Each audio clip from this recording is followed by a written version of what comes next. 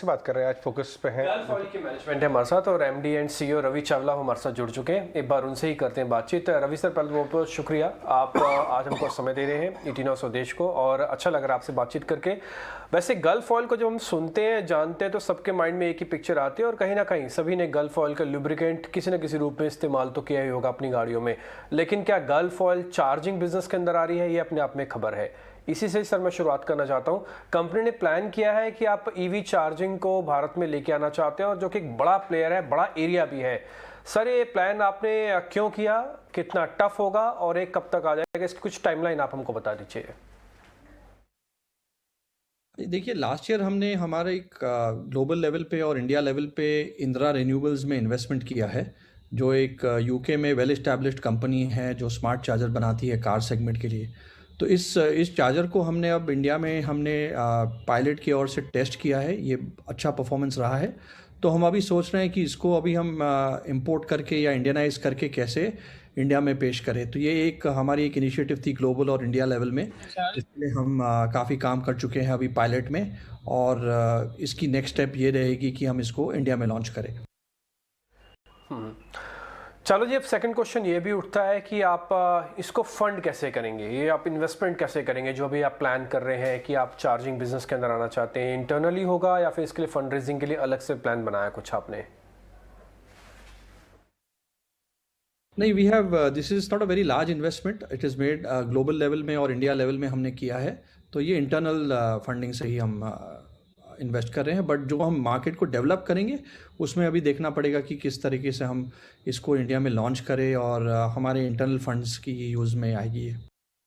ठीक है सर, आपने अभी 26% एक डेडिकेटेड कंपनी के अंदर हिस्सेदारी भी खरीदी है, तो इसके लिए इन्वेस्टमेंट की प्लानिंग कैसे हुई, और आगे चल के अगर ऐसी कुछ और जेवीज या एक्विजिशन आप करते हैं तो उसके लिए आपका क्या योजना है, स्पेशली इन इंडिया? हाँ, देखेंगे तो हमारी जो लुब्रिकेंट कोर बिजनेस है उसकी जो ग्रोथ है अब कायम रहेगी नेक्स्ट 10 to 15 ईयर्स। जैसे कि सबको पता है कि पेनिट्रेशन ऑफ व्हीकल्स काफ़ी कम है इंडिया में, और लुब्रिकेंट इंडस्ट्री ग्रोथ में है, और ये ग्रोथ रहेगी कायम में। तो ये मैं कहना चाहूँगा कि आपको और आपके दर्शकों को कि लुब्रिकेंट इंडस्ट्री कंटिन्यू है ग्रोथ में काफ़ी सालों के लिए, 10-12-15 साल तो सेम 2 to 3% ग्रोथ रहेगा। और क्योंकि ईवी काफ़ी फास्ट डेवलप हो रहा है, 2 व्हीलर्स, 3 व्हीलर्स, बसेस, कार्स में, हम चाहेंगे कि गल्फ की जो ब्रांड है और डिस्ट्रीब्यूशन है और हमारे जो OEM कॉन्टैक्ट्स हैं और टच पॉइंट्स हैं, उसको हम कैसे लीवरेज करें ईवी वैल्यू चेन में। ये अभी स्टडी जारी है, कुछ छोटे इन्वेस्टमेंट किए हैं हमने अभी, और उम्मीद है कि आगे जब जाएंगे तो इस ईवी वैल्यू चेन में हम कैसे हमारे ब्रांड और डिस्ट्रीब्यूशन को लीवरेज कर सकते हैं, उसका हम देख रहे हैं, स्टडी कर रहे हैं। और जब बोर्ड हमें डायरेक्शन देगी और अप्रूवल देगी तो हम ज़रूर इस क्षेत्र में, किस क्षेत्र में जा रहे हैं वो हम आपको भी शेयर करेंगे। इंटरेस्टिंग इनफैक्ट मिस्टर रवि, क्योंकि आप जैसे पहले भी बता चुके हैं कि गल्फ ऑयल जो है वो अब डील्स एक्सप्लोर कर रहा है बिग OEMs के साथ। अगर आप हमें इस बारे में कुछ और डिटेल्स बता पाएं, किस तरह के टाई अप एक्सप्लोर कर रहे हैं, कुछ और डिटेल्स अगर आप हमारे व्यूअर्स के साथ यहाँ शेयर कर पाएं। देखिए, अभी कोर लुब्रिकेंट्स में हमारे 25 या 30 OEM के साथ टाई अप्स हैं इंडिया में, और हम एक्सपोर्ट भी करते हैं इंडिया से। और ईवी में जो मैं कहूँगा कि हम हमारे ईवी फ्लूइड्स रेंज हमने लॉन्च किए हैं, और कार के लिए वो हम कुछ OEM से बात कर रहे हैं, कुछ नए OEMs है, कुछ ट्रेडिशनल OEMs हैं, तो उनसे बात जारी है ईवी फ्लूइड्स के लिए। और अगर जैसे ईवी वैल्यू चेन में अगर हम कुछ स्पेसिफिक चार्जिंग या दूसरे एरिया में आएंगे तो हम इन OEM से भी बात करेंगे। बट जैसे मैंने आपको बताया, अब ये इंदिरा रिन्यूएबल्स चार्जर है, स्मार्ट चार्जर, और इलेक्ट्रिफी के साथ हमने जो सॉफ्टवेयर एज ए सर्विस है उनके साथ इन्वेस्टमेंट किया है। तो ये 2 एरिया में ज़रूर हम OEM से बात करेंगे। ऑलराइट, तो इस अपडेट पर भी नजर रहेगी हमारी मिस्टर चावला। लेकिन एक बात और आपसे जाननी थी, क्योंकि लुब्रिकेशन इंडस्ट्री के लिए, लुब्रिकेंट्स के लिए क्रूड ऑयल एक कंपोनेंट होता है, जिससे कि ऑफ कोर्स उनकी मार्जिन प्रेशर देखने को मिलते हैं अगर क्रूड की कॉस्ट बढ़ती है। तो आप किस तरह से मैनेज कर रहे हैं because of this Russia Ukraine tension? आप किस तरह इम्पैक्ट देख रहे हैं पूरी इंडियन लुब्रिकेंट इंडस्ट्री पे?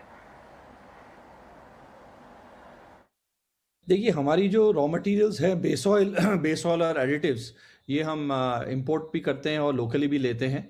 तो ज़रूर सप्लाई चेन में हम देख रहे हैं कि काफ़ी कुछ एरियाज़ में कंस्ट्रेंट आ गई है।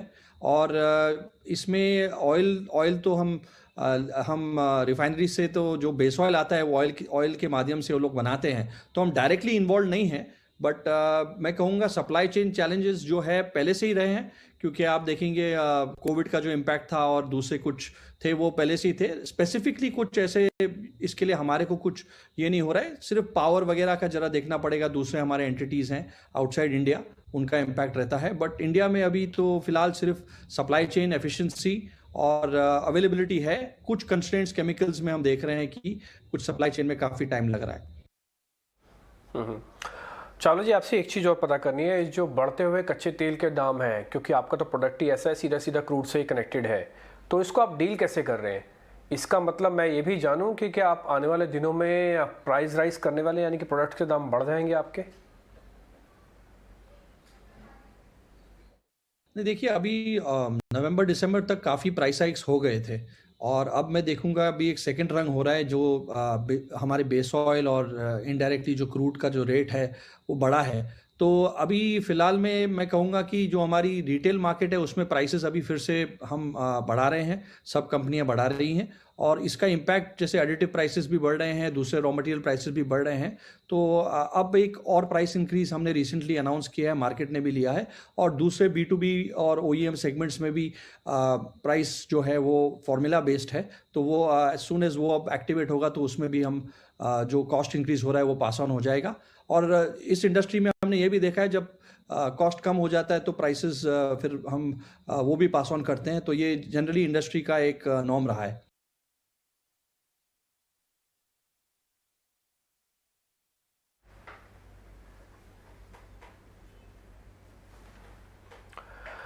अच्छा सर, एक चीज़ चावला जी आपसे और पता करनी थी कि अभी ब्रेकअप हम कुछ बता पाएंगे आपका B2C सेगमेंट में कितना और रिटेल सेगमेंट में कितना है सर? हमारा जो बाज़ार मार्केट है और जो हम OEMs को फ्रेंचाइजी वर्कशॉप में है, ये लगभग 60% है हमारा, और इसमें डायरेक्टली मैं कहूँगा रिटेल मार्केट का इम्पैक्ट है। तो प्राइस इंक्रीज़ जो अभी हमारे पास 1-2 महीने का लैग टाइम रहता है, बट ये 3-4 महीने प्राइस इंक्रीज़ तो लग रहा है कि अभी मार्केट में होगा। और ये मार्केट तो generally like a retail market है, तो प्राइसेस जाते हैं, फिर थोड़े टाइम के बाद प्राइसेस न्यू स्टॉक्स मार्केट में जाते हैं, MRP रिलेटेड स्टॉक।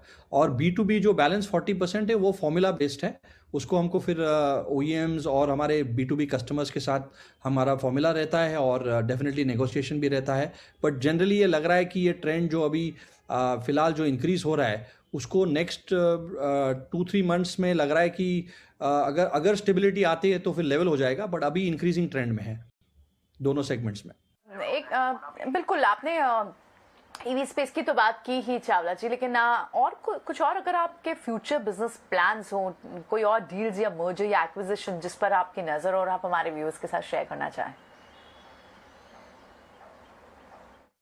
देखिए, लुब्रिकेंट्स हमारी जो सेल है लगभग 95% जो हमारा सेल है वो रिप्लेसमेंट लुब्रिकेंट्स है। जो गाड़ियाँ, जो ट्रक्स, जो मशीन्स, जो बाइक्स और जो ट्रैक्टर्स हैं उसमें यूज़ होता है, तो उसमें बहुत ही अच्छा डिमांड पिकअप हुआ है। मैं कहूँगा डीजल इंजन ऑयल, एग्रीकल्चर भी सीज़न आ रहा है, और मार्च में हमने काफ़ी स्ट्रॉन्ग परफॉर्मेंस देखा है। डिमांड लेवल्स बहुत अच्छे रहे हैं, और कंजम्पशन क्योंकि अभी मोबिलिटी भी आप देख रहे हैं कि मार्केट्स भी ओपन हो रहे हैं, लोग ट्रैवल कर रहे हैं, कमर्शियली ऑफिसेज भी खुल रही हैं, तो ट्रैक्टर सीजन भी पिकअप होगा, बाइक्स हैं, रूरल है, अर्बन है, तो और इंडस्ट्री तो बहुत ही उम्दा कर रही है। मैन्युफैक्चरिंग इंडस्ट्री आप देखेंगे कि हर एक इंडस्ट्री में requirements of lubricants is only going up. तो ये एक मैं कहूँगा बहुत अच्छी साइन है कि अगर नेक्स्ट ईयर जो हम देखते हैं कि GDP भी ग्रोथ अच्छा होने वाला है, तो ये एक टेलविंड रहेगा लुब्रिकेंट इंडस्ट्री के लिए, हमारे लिए भी। जैसे गल्फ हमेशा 2 या 3 गुना इंडस्ट्री से ज़्यादा ग्रो होता है, तो ये एक टेलविंड है। और जो मार्केट से फील आ रहा है कि हर एक सेगमेंट में अब हम देख रहे हैं कि डिमांड ऑफ टेक बढ़ रहा है, हमारे सेकेंडरी टर्शरी सेल का भी। तो ये एक मैं कहूँगा पॉजिटिव ट्रेंड है इंडस्ट्री के लिए और गल्फ के लिए भी। ऑलराइट, बहुत बहुत शुक्रिया Ravi Chawla, MD and CEO Gulf Oil की हमारे साथ आज बने हुए थे और अपना व्यू हमें शेयर कर रहे थे। तो आज कॉर्पोरेट सेगमेंट में आज हम बात कर रहे थे गल्फ ऑयल से। बहुत बहुत शुक्रिया रवि जी आपका समय देने के लिए।